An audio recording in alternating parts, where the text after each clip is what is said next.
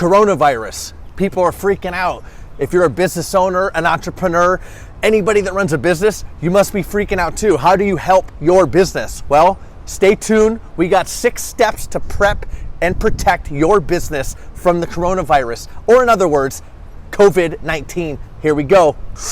What's up, guys? Chris Craze here, and we're gonna talk about 6 steps to protect you and your business from coronavirus, or in other words, COVID-19. How do you protect yourself? Well, people are going crazy right now, and yes, this is a big deal. So if you don't know what coronavirus is, wake up. I don't know where you've been at, but it's everywhere.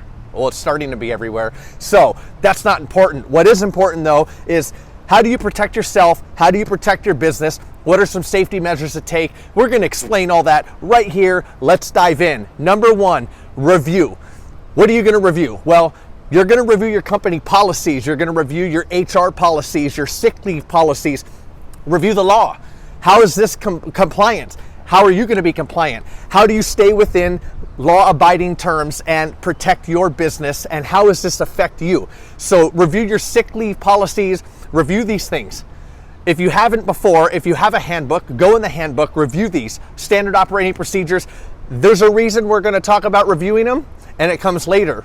Let's go to number 2, assess. So you've reviewed, now you have to assess. What are you assessing? What type of business do you have? Does your business have contact and more contact or less contact with people? Businesses that have more contact are things like hair salons, beauty places, makeup areas, the mall. So I'm not gonna name names or companies, but people that do makeup, people that do hair, people that do some fashion, things like that. These are things that have contact with people. Any type of human contact, any type of airborne illness, things like that, raise the risk to exposure. So assess your business. Where does your business have contact with other people? Where does your business have contact with customers? Is your business an online business? If your business is an online business, you probably don't have much to worry about, at least at this step, number 2. Later on, you will. But how does this affect your business? So what type of business do you have? You want to minimize the contact. Draw out a plan. Say, here's all the areas where my business comes in contact with other humans. How am I going to protect myself? And we'll get to more about this and why this is important. But what are your critical operations? You also need to address those. So when you go to a skeleton staffing, which we're going to talk about here in a few, what are your critical operations that must continue to go and they must continue to run? If you have to go down to a skeleton operation, what are these critical operations? And can your business still survive on this skeleton workhorse, if you will? So what's number 3? Create. What are you creating? Create a contingency plan, create policies that aren't in place. Take what you reviewed, take what you are assessing, and create the plans for these. Go in, what are the vital positions for the company? We just talked about the critical operations. Critical operations are gonna have vital positions. What are those vital positions? If you have to go down to a skeleton crew, what are the vital positions? And can your business still run, even if you have the minimum people available to work? Another tip here is minimum staffing levels. Can you take staff that has specific roles in the business and use that staff for multiple different roles? Sometimes you have staff that can do certain things and you'll be able to go in and do that. How do you work that? How do you make sure that your business is able to run on a skeleton operation and you're still able to protect yourself? So shift work is another option here. Can people do shift work? Can you move shifts around so there's less contact between employees? Are you able to have people work from home? Is there things that people don't really have to come to the office for that they can work from home? There's caveats to this. Obviously, we don't have to get into that in this video, but you have to be able to make sure these people still do work. Not everybody's made to work from home, but these are just some tips and some options to help you plan and create. So what have we done so far? We've reviewed, we've assessed, and we've created. Now, plan ahead. Why is this important?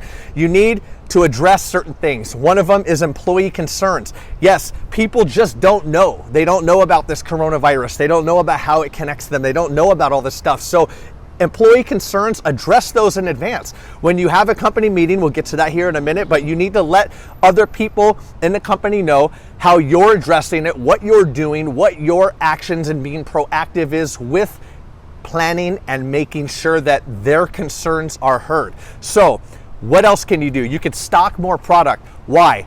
Some of your suppliers are going to be delayed. Things out of China right now, things in overseas, there is standard lead times. Normally these lead times are increased right now. We've been seeing increases across the board. So sometimes double or triple.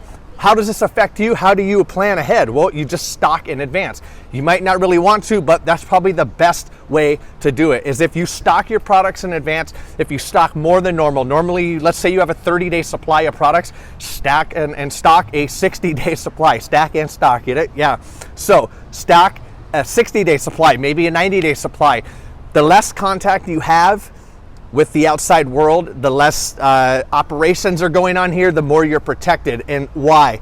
Well, what if this gets really, really, really bad? You need to protect yourself. Then you have stock. You don't have to worry about any delays. All your manufacturers and all your other suppliers, all their delays, that doesn't matter for you. You can have your business still run, for the most part, efficiently, despite all of this other BS going on. So what else can you do? How is this going to impact your business? Plan it. Write out, how is this going to impact you? What can you do in advance to help? I explained some of these things already here. Now you can also prioritize. When you prioritize, what are the things that need to get done first? What are the things that aren't that important? Some of these things like taxes and things that can wait, draw out a list. Make a list and just go down. Is this something that needs to get done right now? Is this something that's vital to the business? Is this something that can wait? If it can wait, have it wait. Don't delay it. Don't purposely delay it, but make sure you have this in place so that if this really, what they say, ish hits the fan, well, at least you have a plan, Stan, so that you can make sure that you don't get affected and you're not caught with what they say, you're walking around naked or whatever. I don't know. We'll leave that out. That's a blunder. Anyways, no, maybe leave it in. Anyways, you don't want to get caught red-handed. Let's just say that. So what's number 5 is inform. We talked about this already. Inform your staff and inform your customers. Why are you informing your staff? You're informing your staff so that you're addressing the issue, you're being proactive with it, you're letting them know that you are hearing their concerns, that you are concerned yourself, and that you do have a plan in place, that you're taking proactive safety measures to make sure that you're planning. And what you want to do is you want to inform your customers. If this is going to delay in your supply chain, if this is going to have any delays in your manufacturing process, in anything, inform your customers. Hair salons, informing customers that you're taking extra measures to better the place. We're going to talk about protect next, but letting your customers know that you're taking extra safety precautions and you're taking extra measures to make sure that your place of business is protected. So inform your employees, inform your customers. Now, you don't have to do this, but this is a good idea to do this so that way you can let them know exactly what's going on and you can let them know that you are taking action. Now, the common belief in some of this is, oh, this is ridiculous. Like, I really shouldn't have to do this. Well, you know what? Yeah, you shouldn't. But when you do it, it shows that you care. Customers like it when you care, right? You get it? So do it. Don't put it by the wayside and not do it. So you've informed your company, you've informed your employees, you've informed your customers. You need to review with your employees as well that if they're sick, stay home. Inform them of any new policies, inform them of current policies, inform them of any policies that we talked in the review phase, and let them know that if they are sick, if they have temperatures above 100 degrees, I think it's 100.4, if they have coughs, if they have nausea, if they have any type of illness, don't be afraid to stay home. Now, of course, you have to stay within the company policies, and yes, that does affect work, and we hate that sometimes, but it's better safe than sorry, okay? Don't ever say that it won't happen to you, because if you do, then it just might.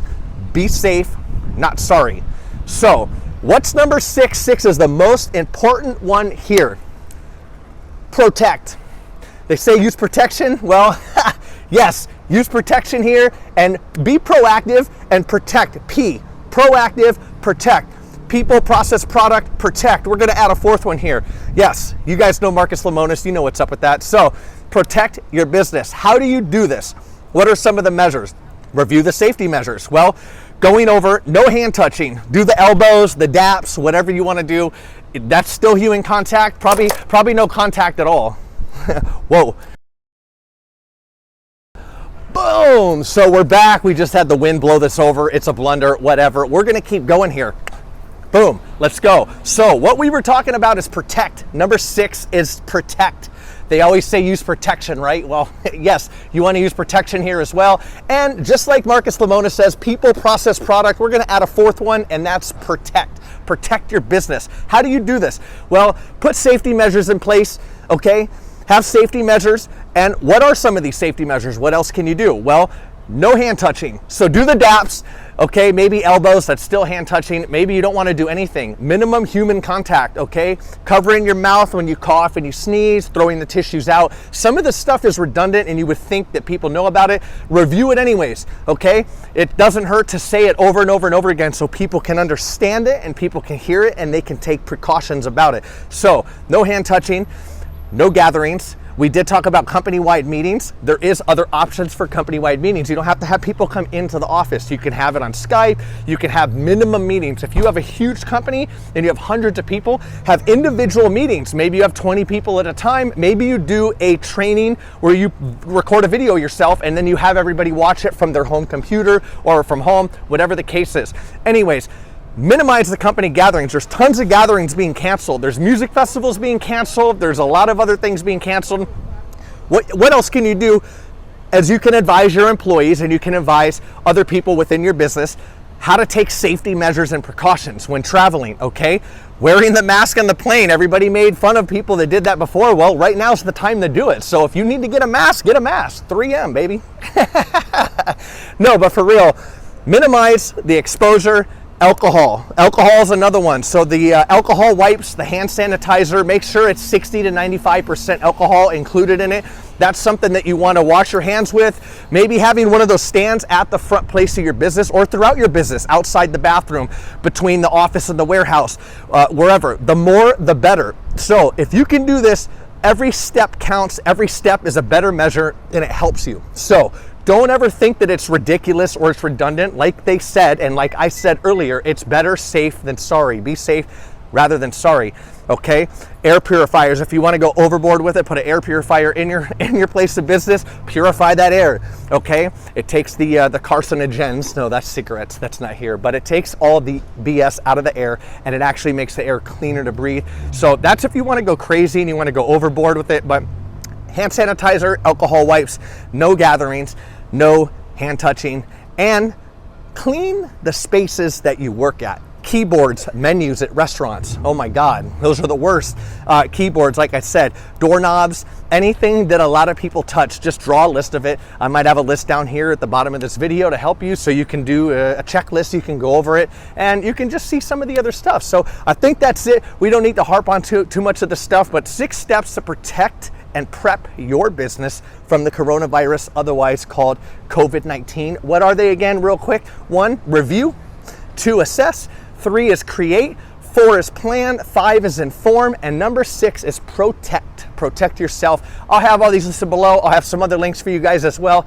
And if you're wondering where I'm at one of the busiest hospitals in San Diego here. So this is where you don't want to end up. If you do this and you protect yourself and you run through this with your business, you most likely won't end up here. I can't guarantee it, but take those measures, protect yourself. I'm Chris Craze. Until next time, I'm out.